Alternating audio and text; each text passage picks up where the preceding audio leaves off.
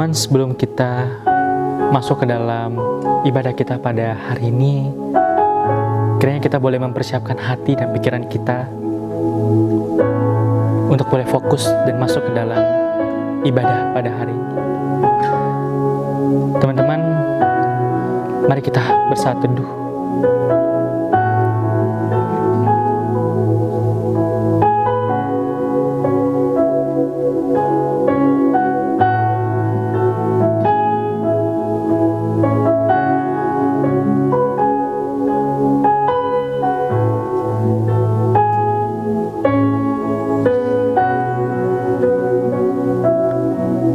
Amin. Shalom teman-teman. Halo teman-teman pemuda dan teens GKI Karawaci. Gimana nih kabarnya nih? Udah seminggu lebih kita, seminggu lebih? Enggak baru seminggu aja nih kayaknya nih kita nggak ketemu ya kan? Ya teman-teman, kita patut bersyukur untuk pada Tuhan, di mana Tuhan masih mengizinkan kita untuk kembali beribadah, kembali memuji Tuhan dan menyembah Dia pada hari ini. Teman-teman, walaupun kita beribadah di rumah, tapi teman-teman, kita harus tetap seperti berada di gereja ketika beribadah, yaitu berarti dengan keadaan yang sopan, dengan keadaan yang siap, dengan keadaan yang proper untuk beribadah pada hari ini. Teman-teman, Mazmur 100 ayat 2 mengatakan, beribadahlah kepada Tuhan dengan penuh sukacita, datanglah ke hadapannya dengan sorak-sorai. Begitulah teman-teman, kiranya hari ini kita datang bukan dengan membawa hati yang penuh dengan ocehan, dumelan, dengan sedih, tapi kiranya kita boleh datang dengan penuh sukacita, kita tinggalkan semua beban-beban yang ada dalam hati kita. Mari kita sama-sama fokus dan kiranya kita boleh menyadari dan kita teringat akan kasih setia Tuhan yang begitu ajaib pada selama 1 minggu ini. Mari kita angkat pujian, Ku Teringat.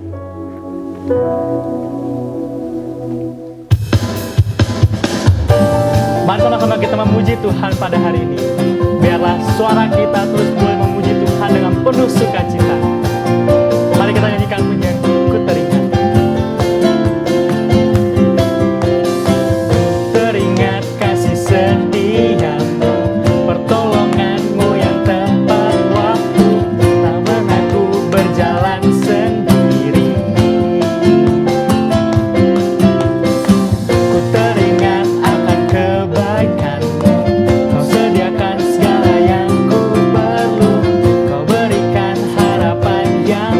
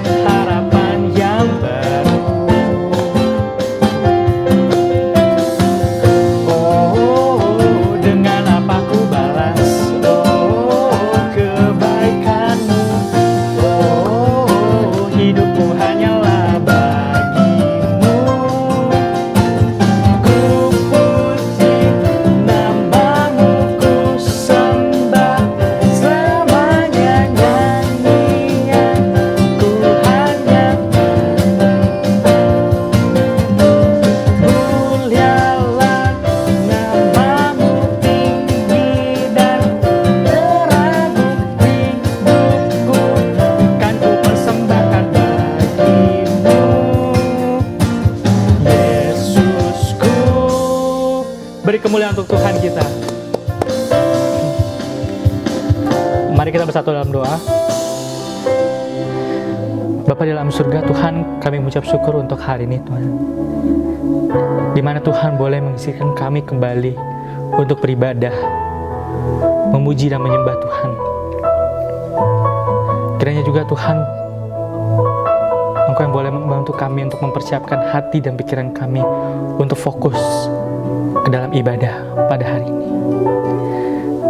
Kiranya Engkau yang terus boleh menyertai ibadah ini dari awal sampai akhir. Terima kasih Tuhan. Di dalam nama Yesus kami berdoa. Amin. Teman-teman, dalam satu minggu ini kita banyak banget melewati aktivitas.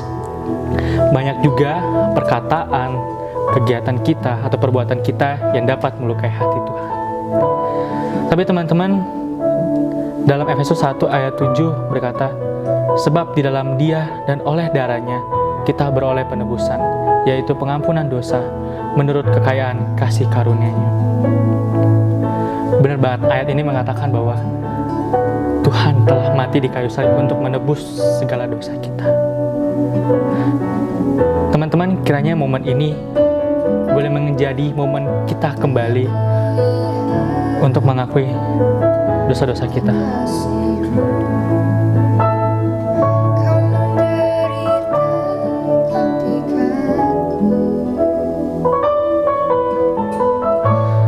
Kiranya dalam momen ini juga teman-teman, kita boleh mengambil komitmen untuk hidup lebih berkenan di hadapan Tuhan. Telah kulihat bukti kasih-Mu, Kau menderita gantikanku. Dengan darah-Mu Kau selamatkanku. Kini ku hidup menyenangkan-Mu. Terlalu besar kasih-Mu Bapa, pengorbanan yang Kau berikan bagiku. Terlalu mahal darah-Mu Yesus, tercurah untuk menebus hidupku. Mari teman-teman, kita boleh mengulang lagu ini. Telah kulihat bukti kasih-Mu, Kau menderita gantikanku. Dengan darah-Mu Kau selamatkanku. Kini ku hidup menyenangkan-Mu. Terlalu besar kasih-Mu Bapa, pengorbanan yang Kau berikan bagiku.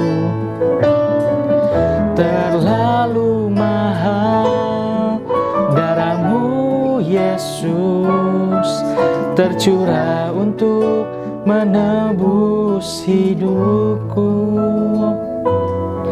Teman-teman, seperti khotbah yang akan disampaikan setelah ini, teman-teman, kiranya ketika kita mengambil komitmen, itu merupakan keputusan kita yang kita ambil dari diri kita sendiri. Tema kali ini akan mengajarkan bagaimana kita sebagai youth, seorang youth yang akan mengambil keputusan. Kiranya ketika kita mengambil keputusan itu, kita bawa ke dalam nama Tuhan, dan Tuhan yang akan menyertai dan memampukan kita. Tuhan, ini kami, anak-anak-Mu. Kami datang ke hadapan-Mu untuk mengakui segala dosa kami, Tuhan. Selain mengakui demi Tuhan, juga kami menyadari bahwa kami tahu bahwa Engkau adalah pribadi yang telah menebus kami. Kami pun telah memberikan komitmen untuk bisa hidup lebih berkenan di hadapan-Mu. Kiranya Engkau yang terus boleh mengingatkan kami, menyertai kami dalam menjalankan komitmen ini, Tuhan. Terima kasih, Tuhan. Terima kasih. Tuhan Yesus, kami bersyukur kepadamu untuk saat ini di dalam anugerah daripada Allah yang boleh menyertai kami, menolong kami untuk terus memimpin hidup kami. Bapa, kami bersyukur hari ini kami boleh bersama-sama kembali bersekutu bersama dengan saudara seiman kami dimanapun kami berada saat ini. Kami rindu untuk belajar sebenarnya firman-Mu, biarlah Allah sendiri yang terus menolong dan memberkati kami. Terima kasih Tuhan, di dalam nama Tuhan Yesus kami berdoa dan bersyukur. Amin.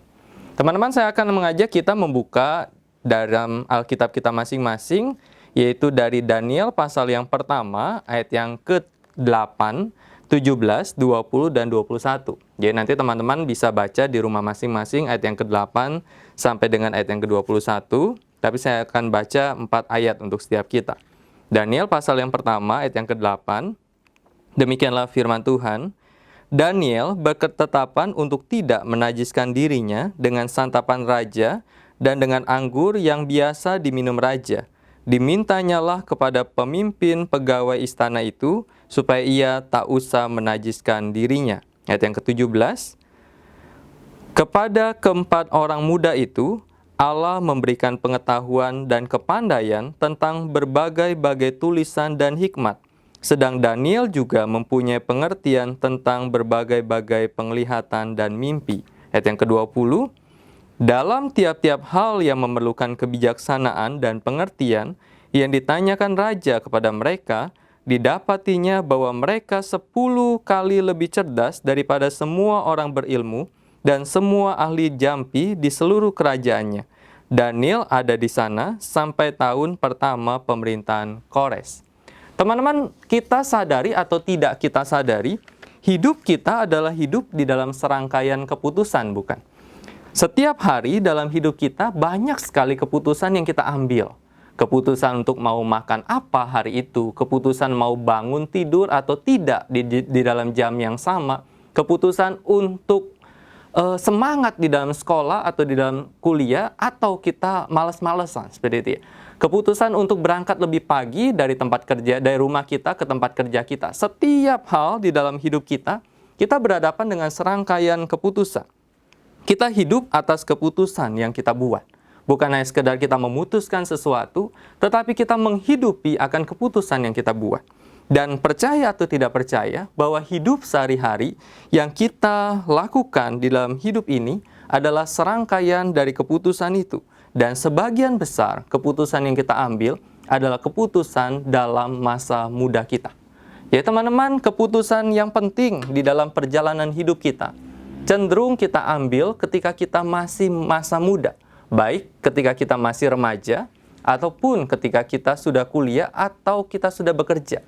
Keputusan-keputusan penting itu mempengaruhi akan masa depan seperti apa yang akan terjadi pada kita. Teman-teman, di dalam bagian ini, maka kita bisa melihat akan sebuah kisah. Sebenarnya bukan hanya kisah Daniel, tetapi kisah dari 4 sekawan di dalam bagian ini. Yaitu kisah Daniel, kemudian Sadrak, Mesak, dan Abednego.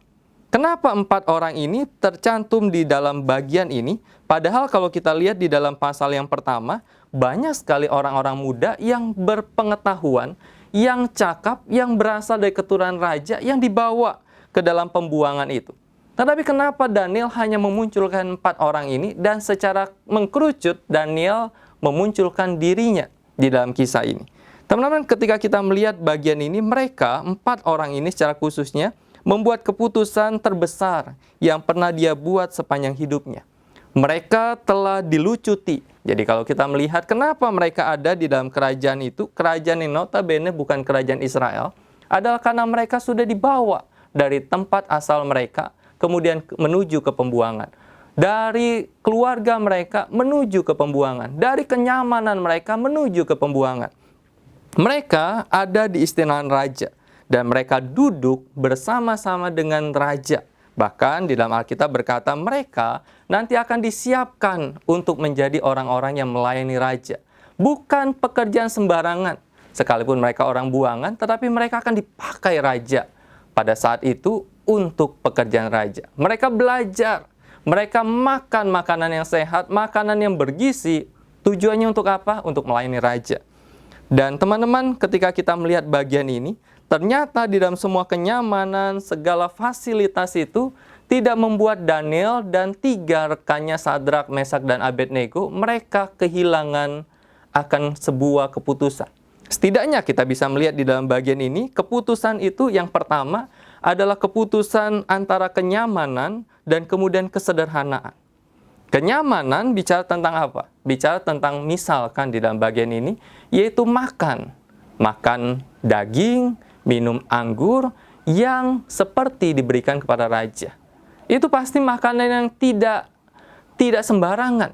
Ketika diberikan makanan itu kepada raja, pasti kualitasnya terjaga. Pasti unsurnya pasti dijaga begitu luar biasa. Kalau zaman sekarang kita bisa berkata pasti dagingnya daging yang fresh seperti itu ya. Daging yang baru dipotong dari seekor binatang dan kemudian disuguhkan, dimasak dan disuguhkan pada raja. Baru fresh, tidak daging freezer. Dan di dalam bagian daging itu pilihan. Anggur pun demikian. Tetapi mereka memilih sebuah keputusan untuk makan sayur. Sayur-sayuran yang mereka makan. Kemudian, keputusan yang kedua antara kenyamanan dan kesederhanaan adalah antara bicara tentang badan gemuk dan ancaman menjadi kurus. Jadi, yang melayani mereka itu berkata, kalau kami kasih kalian makan sayur, nanti badan kalian itu nggak bagus. Kemudian Daniel berkata, oke, kita coba deh. Beberapa hari, kalau badan kami nggak bagus, kami akan makan. Menggagalkan keputusan kami dan kami ikutin keputusan raja. Teman-teman, inilah yang terjadi. Keputusan ini adalah keputusan yang tidak mudah. Kenapa? Karena Daniel berhadapan dengan keputusan raja. Memberi makanan kepada mereka itu ada keputusan raja. Tetapi kalau kita lihat di dalam bagian ini, keputusan ini tidak lepas daripada peran Tuhan yang aktif. Kalau nanti teman-teman lihat ayat yang ke-9, dikatakan, maka Tuhan mengaruniakan. Di dalam ayat yang ke-17 dikatakan, Allah memberikan pengetahuan. Belum lagi kalau kita bicara tentang Daniel di gua singa, bukan?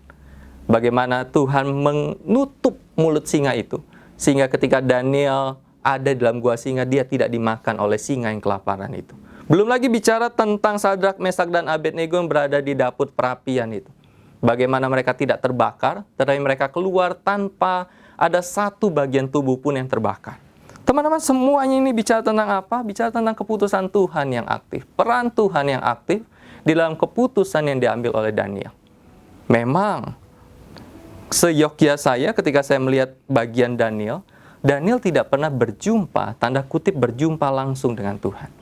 Tetapi dia percaya, sekalipun dia tidak pernah berjumpa langsung dengan Tuhan, tetapi dia percaya bahwa Tuhan berperan aktif dalam setiap apa yang dia lakukan.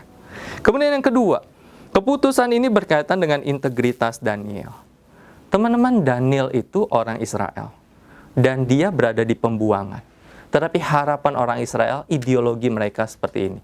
Bahwa mereka percaya mereka tidak selamanya di pembuangan. Suatu hari mereka akan kembali ke tanah perjanjian itu. Dan ketika mereka kembali, mereka tetap membawa keidealismean mereka, keyahudian mereka. Bagaimana itu terjadi? Integritas. Teman-teman, Daniel berkata, di dalam ayat yang ke-12 dan 13, adakanlah percobaan dengan hamba-hambamu ini selama 10 hari, dan biarlah kami diberikan sayur untuk dimakan dan air untuk diminum. Sesudah itu bandingkanlah perawakan kami dengan perawakan orang-orang muda yang makan dari santapan raja, kemudian perlakukanlah hamba-hambamu ini sesuai dengan pendapatmu. Jadi kalau apa yang Daniel percaya itu tidak terjadi, apa yang Daniel lakukan itu tidak terjadi, ya udah seperti itu. Tapi Daniel percaya bahwa ujungnya adalah dia akan menang. Itu bicara tentang integritas. Teman-teman, ketika bicara tentang integritas, sesungguhnya Daniel sedang berhadapan dengan sebuah kata bahaya, yaitu dia sedang menentang akan raja. Tetapi karena integritasnya, karena kepercayaannya, dia tidak ingin mengotori dirinya dengan sesuatu yang wah. Dia tetap percaya ujungnya dia akan mencapai akan hasil itu. Karena itu teman-teman, ketika kita melihat akan hal ini, keputusan. Teman-teman, seperti yang saya katakan di awal, keputusan masa mudamu itu mempengaruhi akan masa depanmu. Misalkan, keputusanmu mencari pasangan akan mempengaruhimu untuk menempuh perjalanan pernikahanmu. Beberapa waktu ini saya bersyukur beberapa anak muda yang pernah saya layani, mereka sudah mulai menikah. Dan di dalam pernikahan itu, ketika mereka beritahu saya dan kemudian saya katakan, jalani bahtera pernikahan itu dengan kasih Tuhan. Teman-teman, itulah ketika kalian memutuskan untuk menjalani sebuah relasi, maka perjalanan hidupmu akan ditentukan di dalam keputusan itu. Kalau teman-teman remaja yang ingin menjalani yang namanya kuliah, kuliahmu itu bukan sekedar apa mau orang tua, tetapi di dalam kuliahmu itu untuk masa depan, engkau bekerja seperti apa, engkau akan sukses seperti apa, ditentukan dari setidaknya minimal dari kuliah seperti apa yang engkau akan ambil. Keputusan lagi. Karena itu teman-teman, jangan salah ambil keputusan. Kalau Anda sambil salah keputusan, maka masa depanmu akan tidak terlalu baik. Dan jangan lupa melibatkan Tuhan dalam setiap keputusanmu. Karena Tuhan aktif di dalam semuanya itu. Karena itu kita akan berdiskusi di Zoom kita masing-masing dengan 2 pertanyaan seperti ini. Yang pertama, keputusan apa yang kita ambil yang telah mengubah hidup kita menjadi pribadi yang lebih baik? Kalian cerita. Mungkin ada keputusan yang pernah kalian ambil dan membuat hidup kalian lebih baik sekarang. Kemudian yang kedua, apakah pernah kita mengambil keputusan yang salah? Dan bagaimana dampaknya untuk kita ketika keputusan itu salah? Tuhan Yesus memberkati kita. Dan jangan salah, jangan lupa, jangan salah mengambil keputusan. Libatkan Tuhan di dalam keputusan itu. Tuhan Yesus memberkati. Amin. Thank you Lost Roni buat firman Tuhan yang Lost Roni boleh sampaikan pada hari ini. Kiranya teman-teman firman Tuhan yang telah Lost Roni sampaikan boleh terus menjadi berkat dalam hidup kita, menjadi pedoman untuk hidup kita, untuk menjalani kehidupan kita untuk sehari-harinya. Teman-teman, sebagai respon kita akan firman Tuhan, boleh kita sama-sama menyanyikan Ku Percaya Janjimu.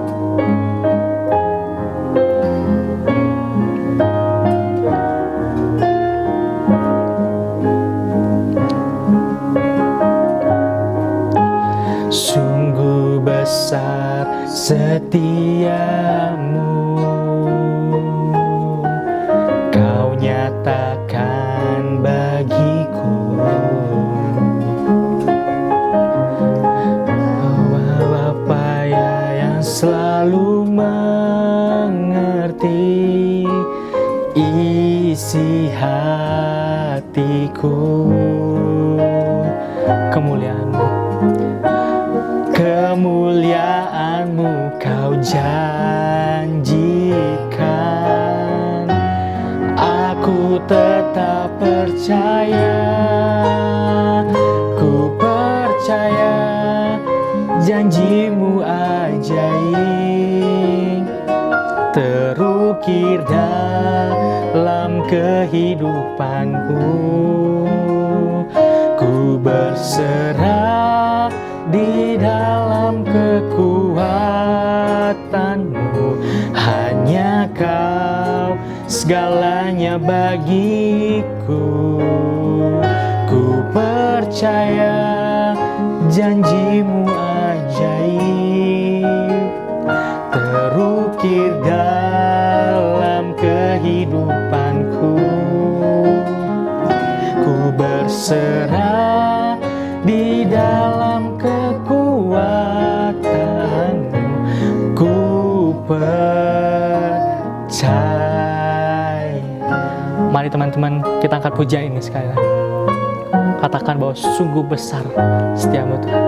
Sungguh besar setiamu, Kau nyatakan bagiku. Kau Bapa yang selalu mengerti isi hatiku.